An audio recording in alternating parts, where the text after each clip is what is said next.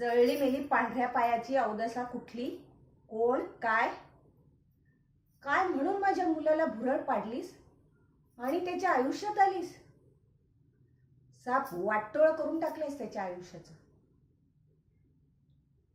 कीड लागली रे आमच्या घराला, यमुना नावाची कीड.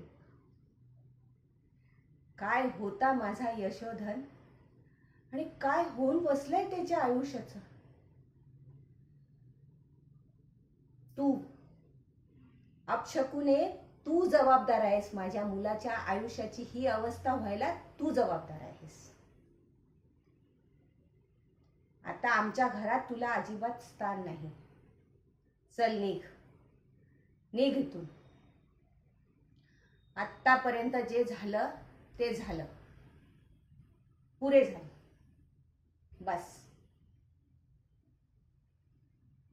आता तुला आमच्या या घरात आणि माझ्या यशोधनच्या आयुष्यात काडीचंही स्थान नाही. चालती हो माझ्या घरात ना एकदाची. चालती हो म्हटलं ना.